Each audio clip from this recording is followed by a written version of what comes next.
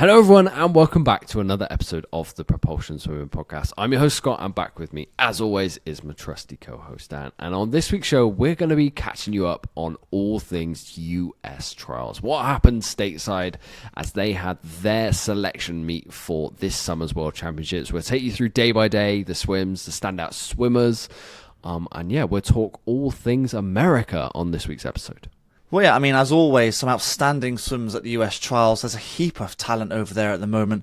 And rather than waffle on by giving you a summary of sorts, well, let's just go straight into talking about the top swims and top swimmers, maybe day by day, because there were some amazing swims.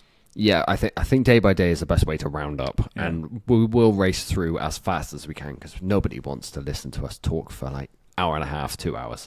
But before we get into that, I do want to let you guys know that this week's episode of the Propulsion Swimming Podcast, as has been the last few episodes of the Propulsion Swimming Podcast, is brought to you in partnership with One Flow Aquatics out in Somma Bay, the newest destination for your warm weather training camp on the Red Sea in Egypt. Now, if you've been following along on social media to a few of the biggest names in British swimming, you will notice that the Manchester Performance Squad are out there right now. In fact, as we're recording this episode, as you are probably listening to this episode as well. And if you're interested in making your way over to the venue like those guys are, you can book your next training camp now following the link in the show notes of this podcast, which will take you guys over to the Sports Abroad booking website. Dan, like you said, I think we're going to have to go day by day, simply because there's so many swims that always come out of trials. But before we get into day by day, I think there's two things that we want to talk about. First of all, I'm going to start positive because I know you've got a negative. Okay. We've discussed beforehand. I'm going to talk positive and say a 5-day meet schedule that is near perfect. Looking through it, we were just like, I cannot see any major clashes for any major swimmers, really. And in all honesty, British champs in this country is, 6 days, Dan? To me, I like this 5-day layout. Obviously, they don't end with a 2-3 like we do in this country because we have to, apparently. We have to do it. But over there, it's like it goes women's, men's, same event. Yeah, that's what I like the most, actually. For 5 days. Yeah. And we will go through all 5 days. I think this is almost a perfect meet schedule for something that isn't quite Olympic length. I think so as well, definitely. Like you said, like you have the women's event and then the men's event back to back. And this is a full niche opinion here. This is very like much swimming so. Niche, swimming nerd here. But really the main problem with most schedules is the conflicts of events. And looking through it, honestly, I don't think anyone had any problems with like major big there were doubles. No doubles. No, none at all. And you're thinking people like Gretchen Walsh who do flying free. You got Tori Huss and then Alex Walsh. You know, swimmers like that who are doing breaststroke IM, whatever. But I don't remember anyone having. Maybe there doubles. was one double where it was men's 50 breaststroke and men's 50 backstroke for Michael Andrew. Oh, I mean, all right, for one summer. I mean, geez. It's very rare for someone to have a really good 50 back and 50 breaststroke, I think. And Michael Andrews... He could have done the 100 fly as well. Yeah, I suppose he could, yeah. But I really like the schedule. I honestly do. And the fact that it's 5 days as well, I suppose from our point of view, you kind of cram it all in. But these guys are so used to racing. The Americans are so used to racing with the college system. It's just a normal day at the office for them. I agree. That is a good starting positive. Shall I turn it into a negative? Yeah, go on. Kick things off with your negative opinion, Dan. I am used to watching American meets, and it's all like the hype is massive, the crowd is insane, the cheering on the side is going through the roof. I didn't see any of that. Honestly, the atmosphere seemed to me like an open meet. It just wasn't quite the same. It wasn't a World Trials. I know I'm comparing it to Olympic Trials, I think that's a the different issue. level. That's a different level, obviously. But even still, at World Trials, World Championships are the second biggest thing. It should be sort of celebrated when you actually achieve representation for your country. I think this is where we're spoilt in this country with the opinion and the way they ran the meet over here for our World Trials. It wasn't that huge step down from the Olympic Trials, albeit our Olympic Trials wasn't the complete bonkers level that US Trials was, because US Trials was rivaling the Olympics level It was, of yes, swim meet. that's true. So you've got to have some sort of come down from that. But I get what you're saying.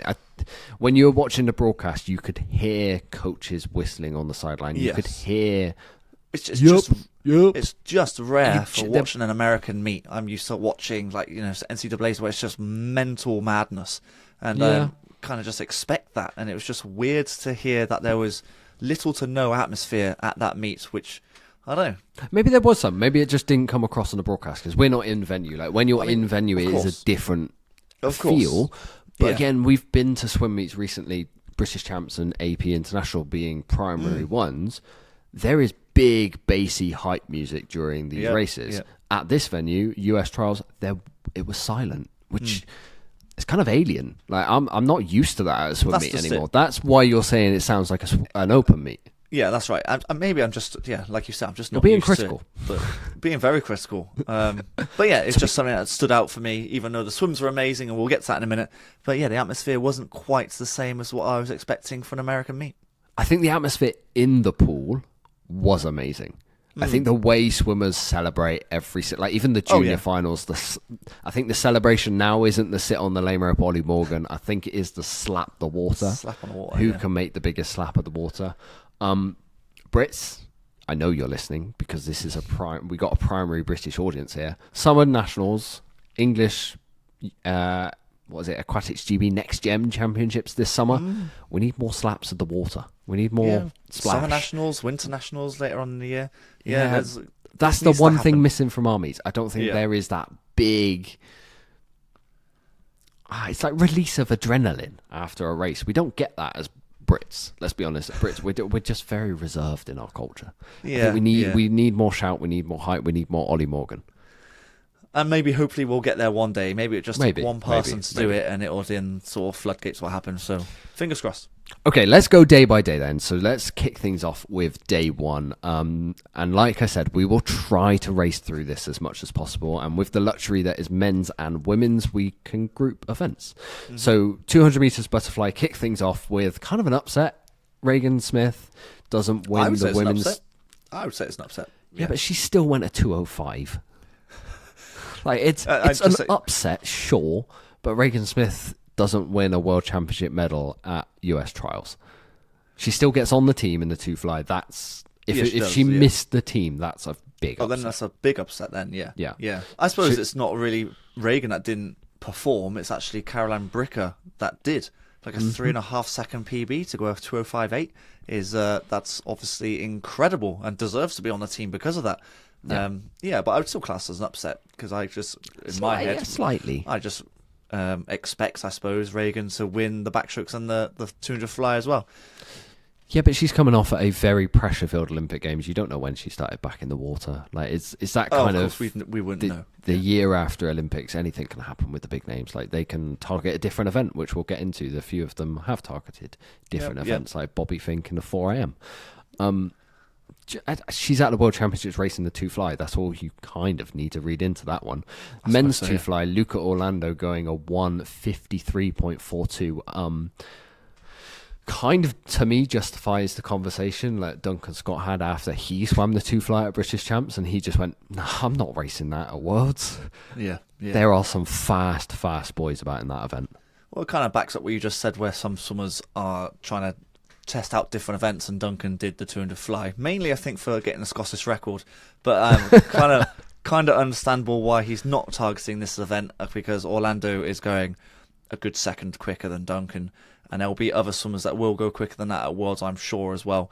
So rightly so. But that was a pretty standard race, I think, from Orlando. That was a standard race of 1:53. Oh no, strong. It's a strong race, but that's kind of what you would expect from someone as good as Orlando is. Yeah, he's come back from some horror injuries as well, from memory. Yeah. I think he dislocated a shoulder or something, and he's coming back to where he needs to be. Then day one, I think the headline races were the 100 freestyles. Yeah.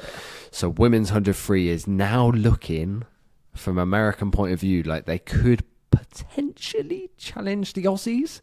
Tori Huss going a 4:52.43 US Open record, or just US record, was that done? US Open, yeah. US Open record, her second fastest swim ever, puts her the fastest this year. Gretchen Walsh, maybe not quite where we thought she might be in the 100 free. I mean, she PB'd. So she's going quicker and quicker all the time. So by that note then, Tori Huss doesn't quite get the respect she deserves in the 100 free. I suppose not, no. I mean, we'll talk about Tori Huss later on because she did other amazing races. But when you put them all together, Simone Manuel is obviously coming back like a trooper at the moment. I think it's the first time she broke 53 since like 6 years ago. Bowman magic going on in swimming right now. I tell you what, I don't know. He's good, isn't he? He can do the job. And then Kate Douglas, I suppose that was probably the one swimmer. Maybe that's the one I'm thinking of, yeah. Yeah, it didn't quite live up to expectation in this event. She did all right in the 200 breaststroke later on. But yeah, 53.1 wasn't at her very best. That's a good half second off.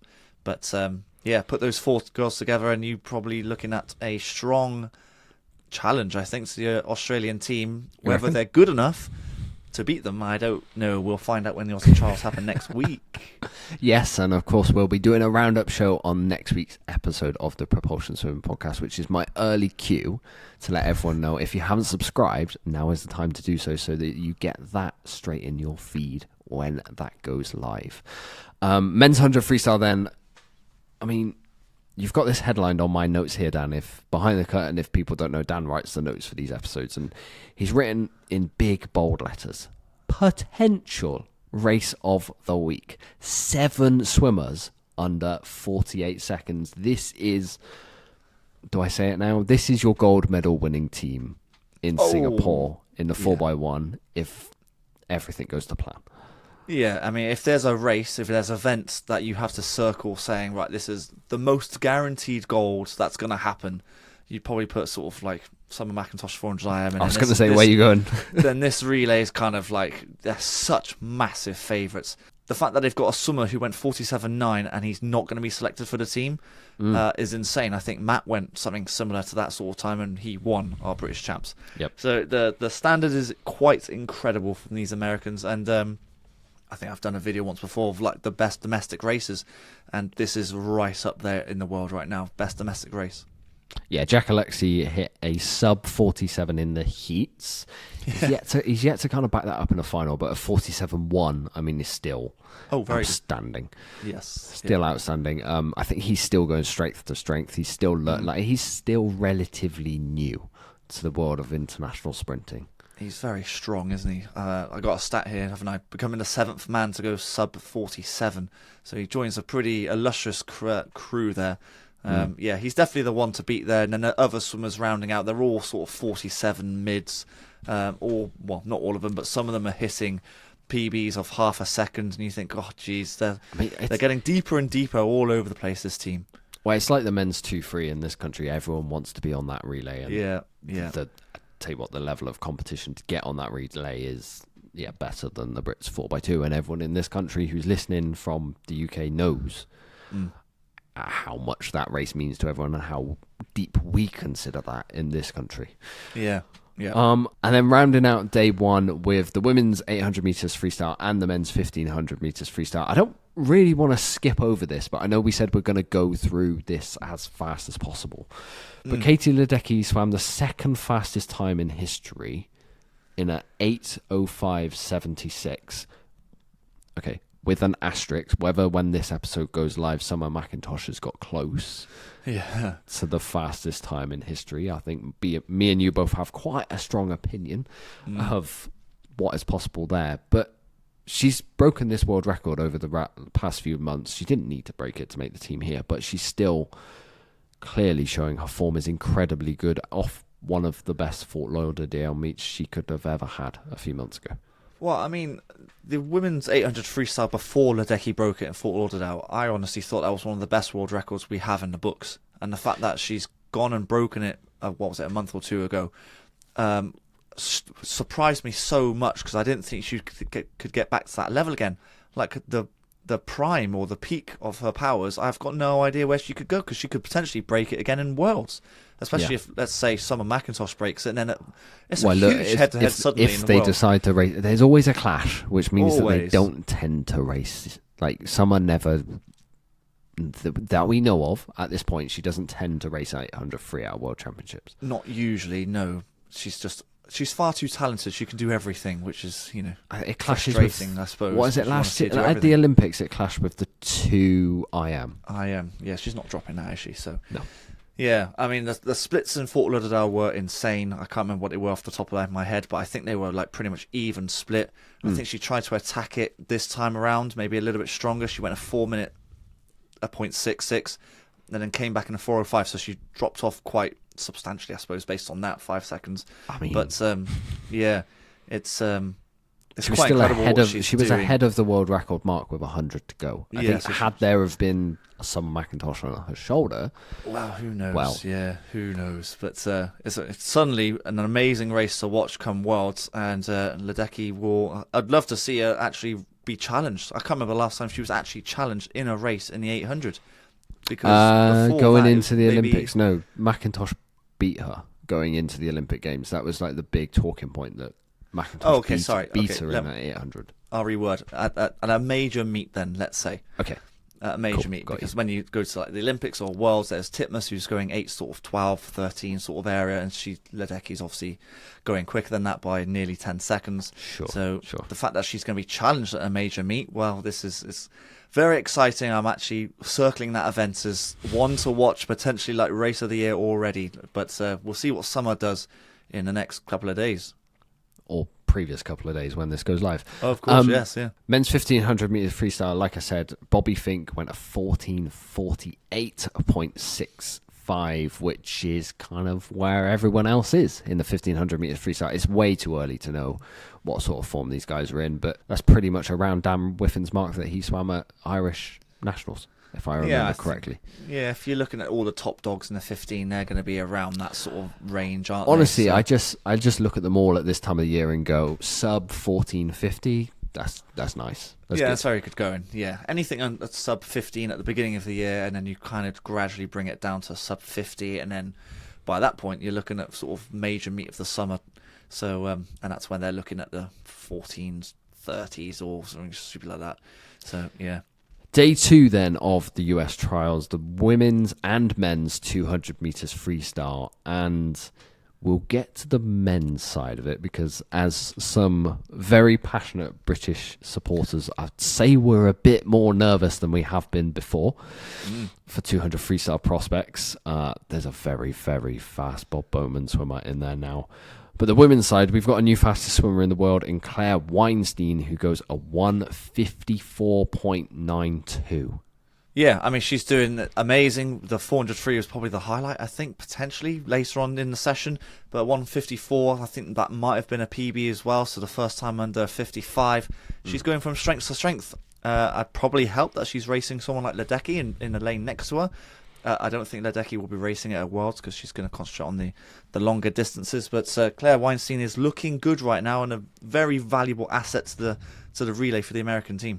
I was going to say, do you reckon Ledecky will swim the relay? Because she usually does. She usually does. Yeah, probably just for a final, not in a heat swim though. Yeah, to have her going a 1:55 while she's still splitting a 4 minute and a 400. Like she's still got that front end speed.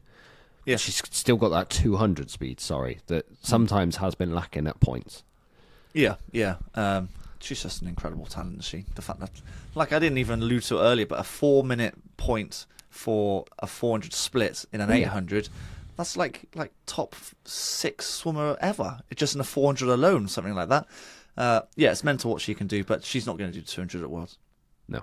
Men's 200 meters freestyle, a swimmer who is going to be doing it and is probably a podium favourite at this point now is Luke Hobson, who smashed the US Open record previously held by Michael Phelps to go a 1:43.73. We got a 1:43 US swimmer now, Dan, and that isn't the only talking point for me because there were 7 swimmers sub 1:46.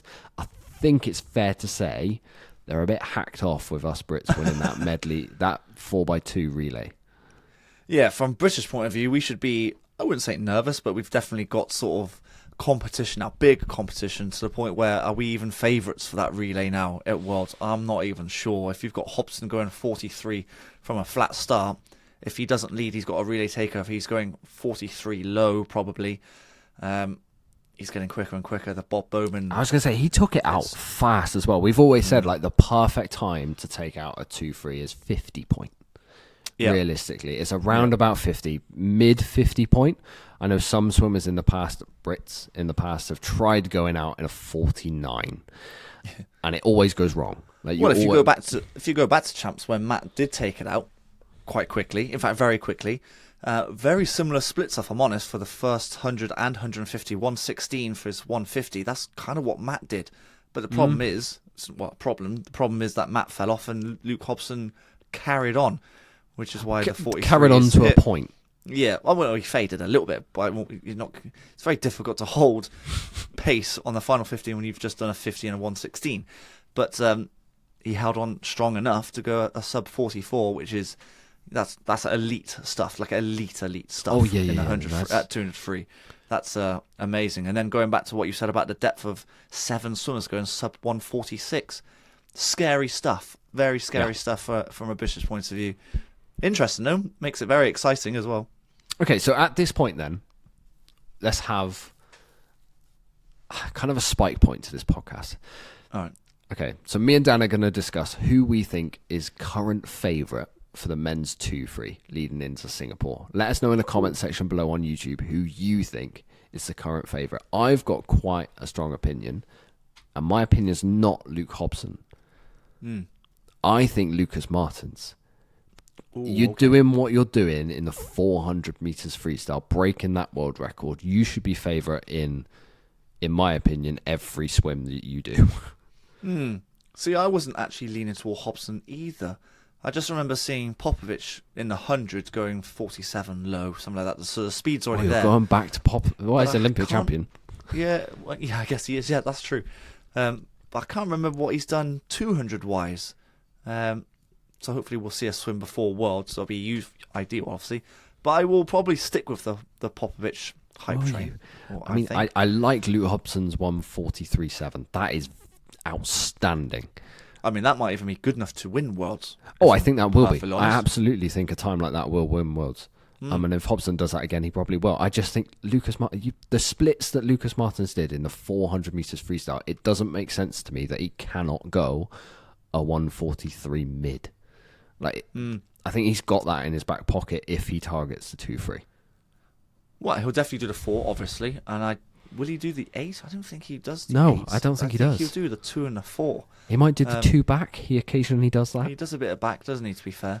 But I think if you're doing so well in the 400 free, drop down to a 2 as well. Because surely it's what Biederman suddenly... Yeah, exactly. That's how he hit this world record, really, was because of the 400 time. I think there's a lot of names in the hat that could win a 200 free. Hobson, Popovich, really Martins, our British guys as well. I mean, there's a heap of guys there. I'm sure there'll be other swimmers as well. Yeah. But it's going to take a sub, based on that, it's going to take a sub 44 to win. Is it going to take a 42? I don't think we're quite there I tell yet, you what, we say this every time going in, and every time it's race the race, and the time never appears. No, but then again, Olympics is a different kettle of fish, mind you. When it comes to Worlds, maybe pressure isn't as high. Yeah, it's exciting though. 200 free, I've always thought of it as the blue ribbon event, more so than the 100, but just because it's been so exciting from when I can remember, from Thorpe years, obviously. So yeah, one to watch for sure. Okay, let's go back through day 2 of US trials then. Everyone let us know in the comment section on YouTube what your opinion is. I think there's going to be some supporters for all swimmers that we've mentioned there. Men's and women's 200 meters breaststroke. Kate Douglas in the women's side goes to 2:21.45. That's that's very good, but that's exactly where we think Kate Douglas to be. And Josh Matheny kind of carries on that Indiana breaststroke legacy, coming back after Cody Miller. He did go to the Olympic Games in this, a 2:08.8. I mean, decent this time of year. Yeah, I'm going to kind of group them together because they're both just solid swims. I think there's a bit more in the tank for Kate Douglas with a 2:19 PB, so there's definitely more there. But yeah, I think they're solid swim for trials, obviously good enough for Worlds, and then let's see what they do in the summer.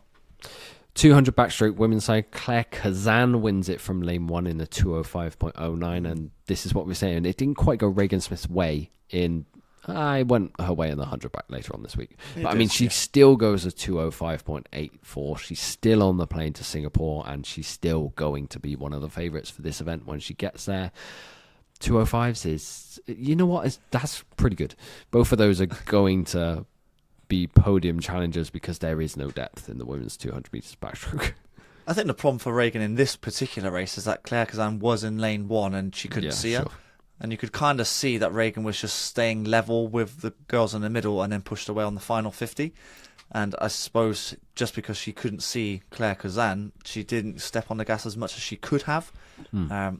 But yeah, either way, she's on the plane for Worlds, and that's all that's needed to be done. Job done. And then on the guys' side, in the 200 metres backstroke, I think Jack Aikens has set the record right.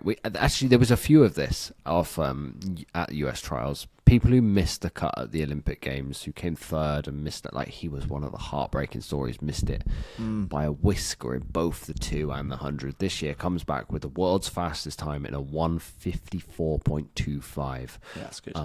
Which is that's bonkers good. Like, Ollie Morgan in this country is the backstroke prodigy, and his 100 is right up there in the world. 200, he's still some way off that. Like, a 1:54.2 is rapid. I'm trying to remember the time that won Olympics. What time did Koss go? I think it's not too far away from that. So if he can go that sort of time again in Singapore, I mean, he's looking good for a podium at least, and if not going to win. It might take a 1:53 to win the 200 backstroke this summer. And he has definitely put his name in the hat to potentially win it. And yeah, I think he kind of deserves it based on the narrow misses of last year. Obviously, everyone wants to go to the Olympics. That's the main goal, and the fact that he missed that. He's putting it right this year. It's looking good for him. Absolutely. And then we've rounded out day 2 with both the 50 flies, women's and men's. Of course, Gretchen Walsh is the big story in the women's 50 metres fly. Can she ever get down to, the ridiculous world record of Sarah Sjostrom? But maybe. I always thought that, as much as I said that Ledecky's 800 free world record was one of the best we have on in the sport, I think the Sjostrom one is like top 3. Like, that's a really. Well, I don't know if it's good. one of the best. I think it's one of the hardest because it was wind assisted, because it was outdoors. And well, I suppose it's the same kind of thing. Hardest to break, then kind of the best ones, whatever. And Gretchen's getting ever so close right now. What, 0.2 off, I think it is. American record. I don't know if you said that just then. No, 24.66. Yeah. It's good. It's looking very good. But I'm watching that race and I'm thinking it looks perfect. It's like, is there any way that she can make it better? I'm not quite sure, but can she find there 0.2 probably on a is. 50? You go to Fort Lauderdale TYR Pro Series on a windy day, and you make sure that the wind is behind you. Yeah, quite possibly. Yeah, you're probably right. But yeah, she's looking good. I mean, she's in a different dimension on fly at the moment, especially in the 100, which we'll get to. But my gosh, American record for her, and who knows how much further she can take it. But 0.2 seems quite a way off in my eyes, especially on a 50. She's just not 0.3 off her PB. Yeah, I know. That's scary, isn't it? Honestly, scary. But yeah, we'll talk about her later on, I'm sure. And Darrows and Michael Andrew make the US team in the men's side. Darrows going to 23.06 and Michael Andrew going to 23.21. Yeah.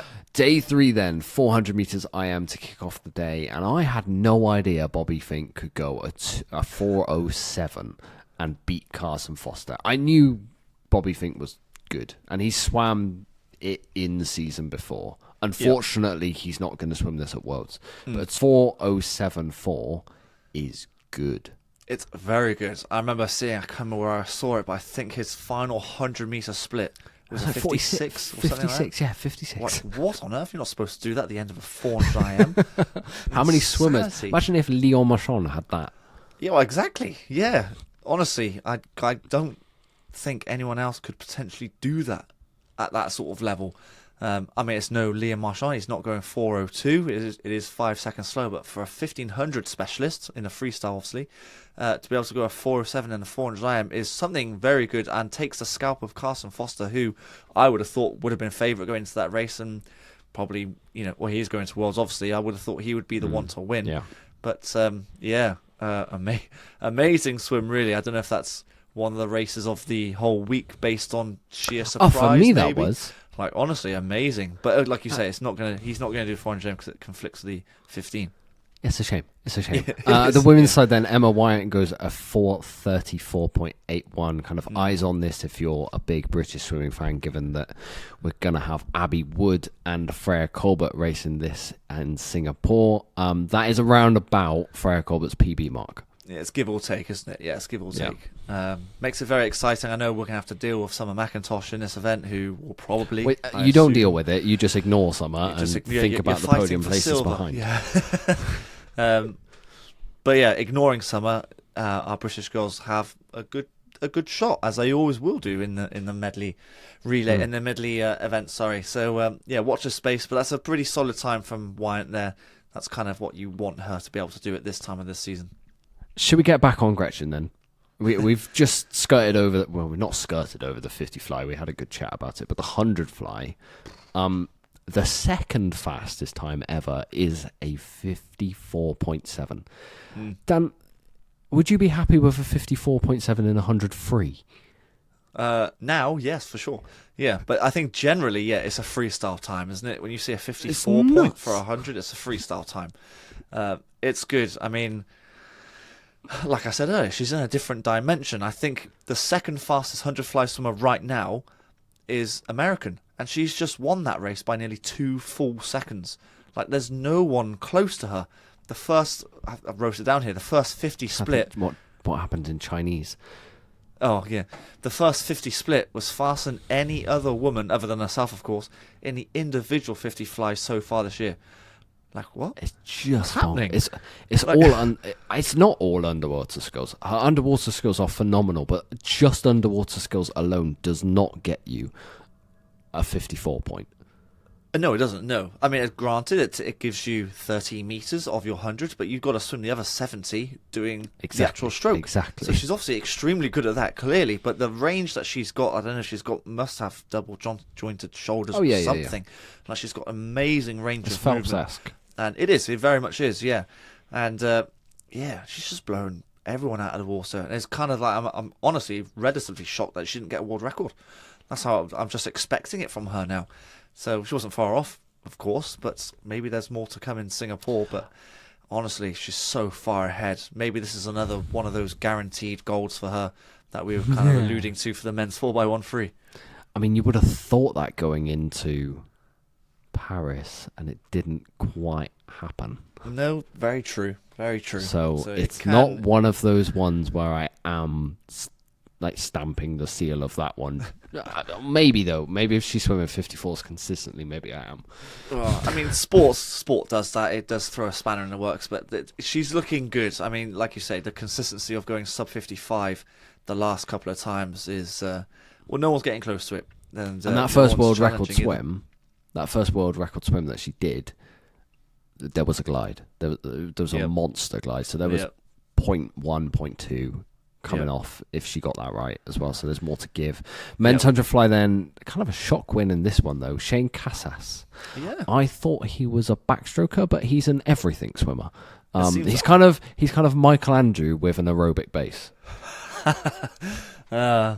No, you might be right. That's kind of true, yeah. I mean, I see Shane Casas, as like an IM swimmer and a backstroke swimmer. And the fact that he's just gone a 50.5 and 100 fly is... and he led from the get-go, if I remember correctly, as well. So he took it out strong and then held on. Solid, like amazing sort of stuff. Really solid. I suppose... on par with that, Thomas Harmon, who came second, got a national age group record for 17, 18-year-olds, and he's just gone 50.7 as well. In fact, the whole race was quick in general, wasn't it? 100 fly worldwide is just gone to a different level. It is an amazing race to watch at the moment. Yeah, I think if you want to learn a little bit more about like the world of 100 meters butterfly, maybe check out last week's episode if you haven't already, where we spoke to Niels Costanja, who, of course, for the Netherlands, finaled at the Olympic Games in the 100 meters butterfly. We chatted all things, 150 with him, as well as learning a little bit more about the Dutch swimming setup. But then we ended day 3 of these US trials with 2 50-meter events, the 50 meters breaststroke and the 50 meters backstroke. Lily King won the 50 meters breaststroke. She's finally retiring this year, Dan. I know you thought she had already retired. You've retired her a year early. I did. This is her last year of international swimming. My mistake. She wins the 50 meters breaststroke in a 29.88. And Campbell McKean wins the men's 50 meters breaststroke, beating Michael Andrew in a 26.90, which was a world junior record, which is, do you know what, as world junior records go, gone under the radar. Yeah, and actually, I did a little bit of research actually looking at world junior records, and some of those times are absolutely outrageous. And I believe it was Nicolo Martinengi's time beforehand. He's got 700s under it. That's a good scalp. Exactly. Well, he's Olympic champion in the 100, obviously, now. So, that's a good sort of stat there that he's achieved. Look out for this name because, like you say, 18-year-old, he's going to be around for a while yet to come. Yeah, another record in the women's 50 backstroke was Burkhoff in the 26.97. She becomes the first American to break 27, second fastest ever, and maybe Kaylee McEwen has a different American fight on her hands at Worlds. For the 50 for sure. Have you seen her stroke rate? It is quick. Like we always talk about Lauren Cox's stroke rate, but my word, Burkhoff, do you know what though? Just swings almost. It's Lauren incredible. Cox's British record isn't far away from this. No, it's really not. No, it's really not. What was it, a tenth or two? Yeah, it's she quick. went high. She went low 27s at the AP International, which is so good. And you know what? I know we spoke to her after British Champs, and she was saying like the 50 and the 100 work hand in hand, but the 50 is such a good opportunity for her to really, like, she's a world medalist. And she is not far away from the fastest American ever. I mean, you have to put her in with a shout of winning a medal again, I think. Yeah. Probably. And now it's an Olympic event, like, seriously. Oh, yeah. I'd have to probably say, based on that, Burkhoff goes in as favourite, I would imagine, just because Kaylee McEwen's going to be doing all sorts of events. We'll find out next week. But, of course, And then you have to put Lauren in there, just because how good she is, how strong she is. The stroke rate's similar to Burkhoff. The stroke rate is so... It's quick, isn't it? I've filmed Lauren swimming quite a lot because I've been at Bucks a lot this year, and every time I film it, I'm just like, I can't get the frame rate high enough to actually see the spinning. But every time, it's so like I don't know how someone's turnover is that high. Even when we put it in slow motion, you think, "Oh, that's almost like sort of it's quick enough." But great race. Men's 50 backstroke was won by Quintin McCarthy. That's a very cool name. Bit of a gap in the 50 meters backstroke, given that there is no Hunter Armstrong racing this year. He has confirmed he is continuing on, though, which is great to hear. If you want to hear a little bit more about behind the scenes, I'm going to promote another podcast. Listen to our podcast with him straight off the back of Olympic Games. That went deep, like deeper than me and you ever thought it was ever going to go. Yeah. Good one, though. Actually, definitely listen to that. It's a good one. Okay, Dan, like we said in the introduction to this podcast, this week's episode is brought to you in partnership with One Flow Aquatics in Summer Bay, Egypt. It's the newest destination for elite and club training camps. And like we also said, the Manchester Performance Centre, which includes a few other swimmers who aren't actually at the centre, it includes a select few para swimmers as well. It does, are out in training camp now. Courtesy of Sports Abroad, which you can book with using the link in the description of this podcast. And I think when we first went to Summer Bay, we said, look, we need swimmers to see what this place is like. As much as we can talk about how good Summer Bay is in our podcast, we can show reels, we need swimmers to go there. We need swimmers to trust that this is a new venue and a new venue worthwhile going.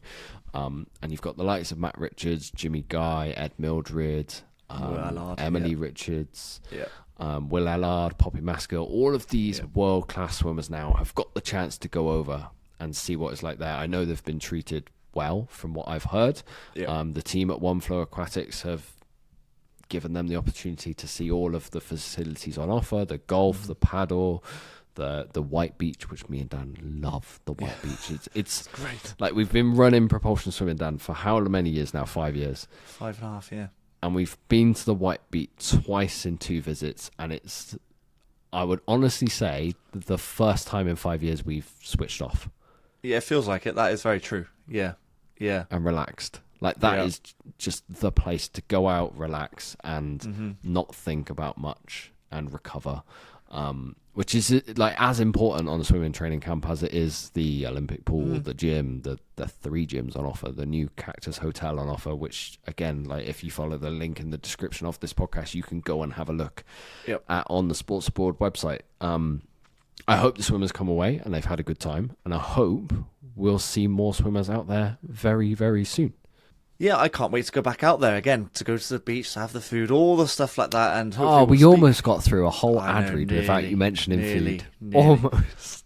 But once the swimmers come back from the training camp, we'll ask how they found it, and we'll go from there. But it is an amazing place to go to. And yeah, like Scott was saying, it's all in the description of this video or this podcast. So check it out. Day 4 then of US trials, and the women's 400 meters freestyle, Ledecky swims a 3:58.5, which had Summer McIntosh not done what she has literally a few hours ago done, we would say, wow, that's it almost looks average compared to the 3:54 that Summer's just done, which is barbaric, because 3:54 is bonkers. Only 5 or 6 swimmers have actually gone sub 4 minutes, like alone. And the fact that Summer's just done what she's done is honestly a ridiculous time, and which is why we've kind of alluded to it, like, what's she going to go in the 800? What's she going to go in the 400 IM at Canadian Trials? God knows. No idea. But going back to Ledecky, that's a good time. I think that's a really good time. 3:58. I think there'll be more to come, but I do think she is concentrating more on the 8 and the 15. You look at what Summer's just done on the 4 and you think, well, maybe not. Yeah, difficult. Men's 400 meters freestyle, we got another US Open record. Muro goes I'm sorry, I hope I've said that right. I've got no idea on the enunciation. 3:43.33, and another junior makes the team. Luka Mijatovic in a 3:45.71. I know he is one who has been coming through the ranks consistently over the past few years. Him making a world's team is big. Like, I know setting national age group records in America, consistently going through and through and through. In fact, I think he broke one of Phelps's ones in the 200 meters freestyle earlier on this week. For him to be hitting this sort of time in the men's 4-3 is ridiculously good for just a 17-year-old. 16. I think he's younger. 16. 16. Wow. Yeah, it's mental. But what I will say is Lucas Martins went faster than both of these at the AP International. Well, that's just it, isn't it? Yeah, because I would have thought if Martins... These are good times. Yeah. Like, if we look at the Aussie trials in like a week's time, if Sam Short and Elijah Winnington go 3:43s, you're thinking, wow, that is good. Exactly. But it's in a different stratosphere suddenly. Yeah, both 400 freestyles are. You take Martins out, and then suddenly 3:43, one of the best in the world right now.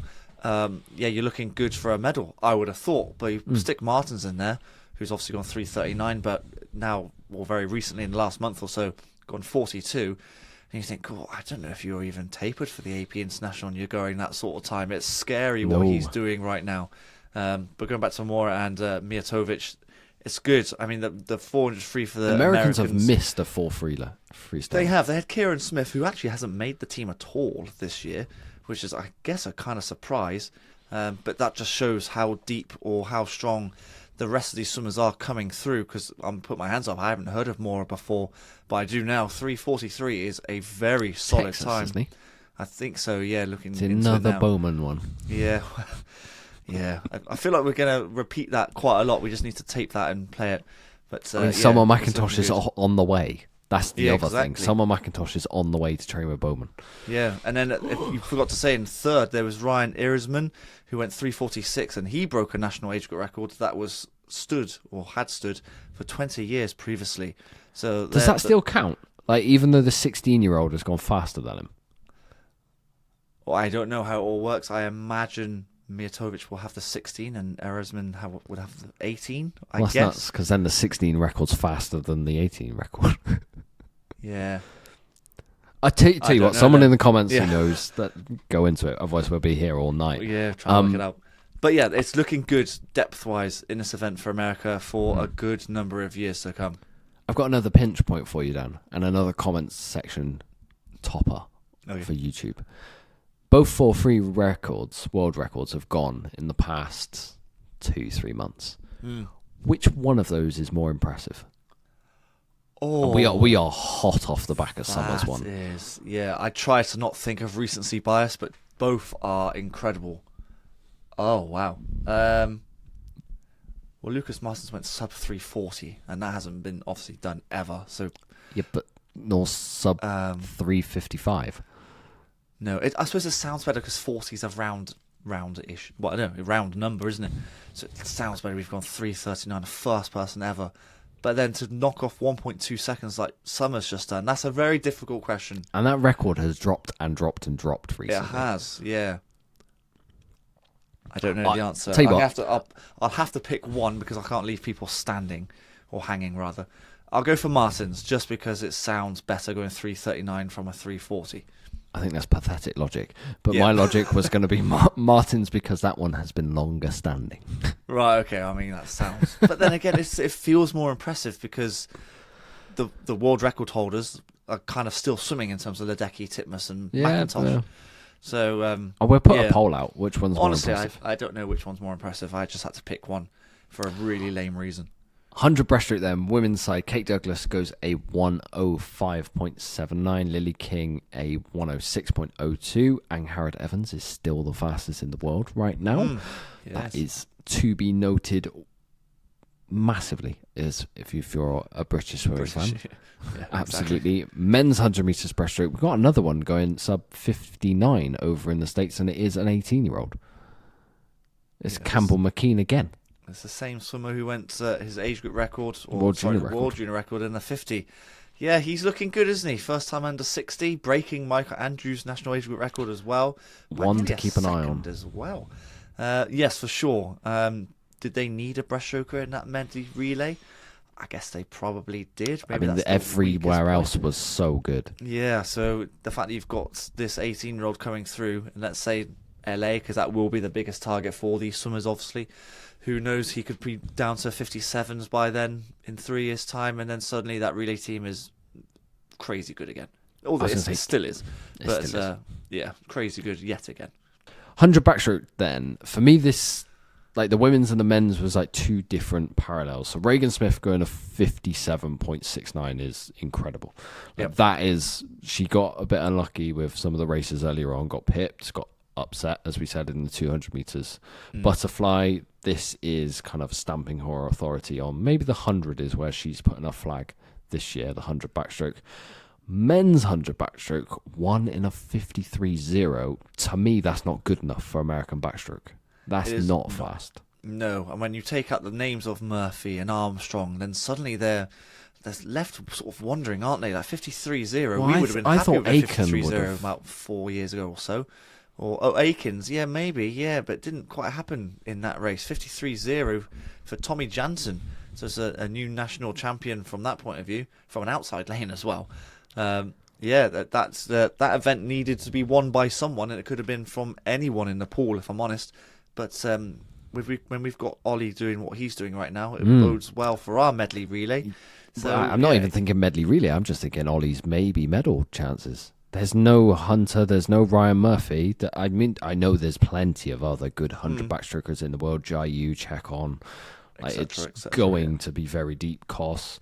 Yeah. But suddenly Ollie's British record that he swam at Champs looks so good. That was good anyway. It didn't need to be it didn't explained anyway. But yeah, looking good from that point of view. And we kind of looked at each other when he hit that time and thought, that's like world medal sort of time. So if he can do that, and go quicker ideally, then you're looking really good for a podium. But I don't think the Americans are going to get a podium. They're not going to with a 53.0, that's for sure. I was going to say, you speak to Ollie and he says 51 point. Yeah, well, he does say that's in his locker at some point. Well, the world record's within sight if that's the case. If you go a 51 point, then suddenly... Our post-champs interview on poolside, he did start talking world record, and we just stood there with... I had hairs on the back of my neck like, when he was talking about that. Like, oh my God. Yeah. How far British 100 backstroke has come. I know. Day 5 then, the final day of the American trials, heading into the World Championships in Singapore. We started with 3 swim-offs, Dan. It was a bit of a weird one. Yeah, one for University Games, and I think there was a 200 free, I think, for a relay spot. I think for 100 free as well. I can't remember off the top of my head, but yeah, 3 swim-offs at the start of day 5. It's quite an exciting way to go. I mean, they don't do them back-to-back in the session that they were meant to happen. They kind of get to this point in the meet and they understand how selection has gone, and suddenly tiebreakers need to come into account. I don't know if it was based on the selectors or the swimmers saying, I don't want to race it today, I want to race it on another day. So I don't know how it works, but I just thought it was 3 swim-offs. I thought that's really exciting. I really love swim-offs. So that would have been a great day to start day 5, and then heads into Ledecky 1500 as well. Yeah, Ledecky's 50 are kind of the least impressive out of all her swims that week. I mean, you say that fifth, of her swims. I mean, it's still the 17th fastest ever. Which doesn't sound so impressive. I know, but 15.36 is good, isn't it, for a Ledecky swim? Sure. She doesn't need to do anything absolutely outstanding. She's going to be on the team anyway. It's all about what she does in the summer, really, and that's kind of what she's always done, really, if I'm perfectly honest. And I'm sure she'll do something extraordinary in Singapore, I'm sure. 2 races on Britwatch then, the 200 metres individual medley on the women's and men's side. So the women's side, obviously, we've got Abby Wood, who went a 2:08 this year. Alex Walsh goes to 2:08.45 to put Abby 3rd fastest in the world. So Alex Walsh is now 2nd fastest in the world. Obviously, we've still got to see what happens at Canadian trials with Summer McIntosh. This is recorded before her swim. Aussie trials next week with Kaylee McEwen and others. Who knows where that can go. But for Abby to be about the same mark of Alex Walsh is kind of where you want her to be. Oh, absolutely. I mean, we've always said that Abby Wood is one of the best in the world. She's, having to deal with swimmers like Kaylee McEwen and Alex Walsh and Summer McIntosh, and it's a really deep and, you're saying, the amazing swimmers. And the fact that she is in and amongst those names, she should be really proud of that. And to be fair, if she's going to go, she's going to have to go PB, I think, 2 medal. You're looking low 2.8, maybe high 2.7, possibly, to get on the podium. That's the level that she's going to have to swim at. I think she's capable of doing that. Yep. I think it's quite exciting, actually. And she kind of deserves it just because who she's having to put up with competition-wise. Yeah. Men's 200 metres individual medley, Shane Casas wins another gold of the week and Carson Foster gets another silver. Both go 1:55.7s. Actually, only 300 separate them. Top 2 in the world this year. Obviously, we've not seen what Leon Machon can do. We don't know where a few others are. It's kind of around about where probably Duncan would have been if he had had a full block of training. Well, I'm trying to remember. So Duncan, I think PB-wise is 55.2. So like 55.7s is very good going with a couple of weeks out from Singapore. I mean, Shane Cassis, I think, has to be up there with like top swimmers of the week, or one of the top swimmers of the week, based on his 100 fly and a 200 IM. These are solid times. And the fact that he's actually beating some of these swimmers like Carson Foster, for example, who's actually an outstanding 200 IM swimmer, and other 100 fly swimmers is really good going. And I don't know what his favourite event is. Probably is the 200 IM, if I'm going to guess. See, again, like before this meet, I would have told you the 100 or 200 back. But I guess the 2 IM. It's just never quite clicked for him at an international stage just yet. The only time it has clicked is the 2 back, isn't it? Maybe this will be the year, and this is what the belief starts to come in, confidence starts to rise after this year, and then suddenly floodgates open, and suddenly he's really good for LA. Who knows? But he swam really well this week. Yeah, we'll talk swimmers of the week to round out this podcast. That's how we'll end things. But before we get to that, we've got the men's 800 metres freestyle, the women's 53 and the men's 53. So Bobby Fink wins the men's 800 metres freestyle as expected in a 7:43.13. Gretchen Walsh, an American record in the 53, 23.91. And Jack Alexi, fastest in the world with a 21.36. Some big swims to end the week. Yeah, I'm going to kind of say Fink's 800 is kind of routine. You kind of expect that from Fink, if I'm perfectly honest. Kind of similar to what we said with the 15. Like, if you're going 7:40 something, that's good for this time of year. When it comes to the major competition in the summer, then you're looking at 7:30 something. And he's on track, basically. So that's really good going from him. And then Gretchen Walsh doing what Gretchen Walsh does equals an American record. 23.9 for 53 is good. I would have taken that time because I think I haven't been faster than that.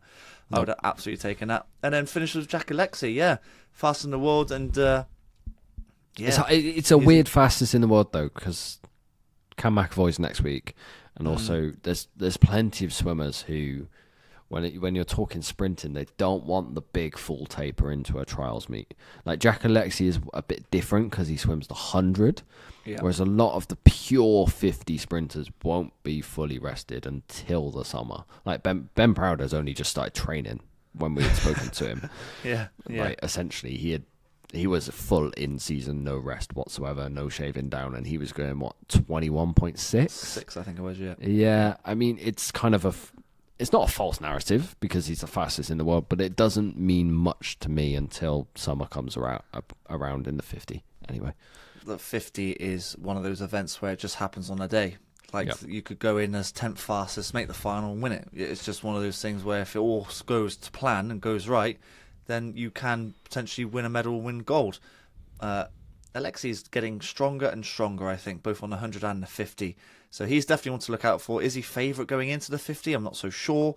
But he's definitely put his name in a hat for potentially winning a medal, if not winning the whole thing. But we'll have to see what Cam McAvoy does in a week's time. Okay, Dan, let's round things out then with a summary of the meet. Hit me with the stats heading into Singapore. Well, I believe they had a 26-person roster per gender, I believe. So they have 20 women going, 26 men going to Singapore. So the men filled it completely. The men filled it completely. Well, Kieran Smith misses the team. I've already said that. And Chris Giuliano, I suppose, misses the team in terms of racing an individual event. So he's going for relays. But remember last year he qualified for the 50, 100 and the 200? Yeah, he's going for none of those this year, which is a bit of a turn up for the books, I think. But he's going for a relay. And then sorry, you say that's a turn up for the books. We have gone through those events and said, man, the 100 is deep. Man, the 200 is deep. And then the 50, Jack Alexi did what Jack Alexi did. So maybe that one is a bit of a surprise. But I think Chris Giuliano is more of a 100, 200. And we've just said how deep those events are. I suppose so. But I would have thought he'd be in the top 2 based on last year anyway. Because he did swim really, really well last year. So, surprised maybe that's too strong just because of how good the team is. It's a notable point. Yeah. So they were the 2 standouts swimmers to not swim in a team as they should do, I suppose, or used to do. And then we go into the top swimmers. And there's a number of names here. I've kind of listed maybe five swimmers. Okay. Run me through them. Well, Gretchen Walsh, obviously. Luke Hobson, again, obviously. Jack Alexi. Shane Cassis, I think, should be in a top 5. And then Campbell McKean after his breaststroke exploits. I think there's your top 5 swimmers of the week. Yeah, I quite like that.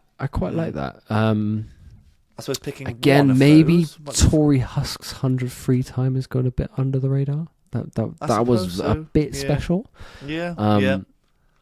If you were to pick one of those, you say? You could include the youngsters of Mijatovic and Thomas Harmon as well. So you could include Ledecky for going close to the world record in the 8-3. Yeah, exactly. So it's always difficult to pick a top 3, top 5, but trying to pick a top 1, which I'm going to put you on the spot for now, is going to be even harder. So good luck with that. I think I'm going to go Gretchen Walsh. I said to you before, I think Campbell McKean is... He would be my breakthrough swimmer of the meet. Yes. I think some of his world junior record doesn't come around very often.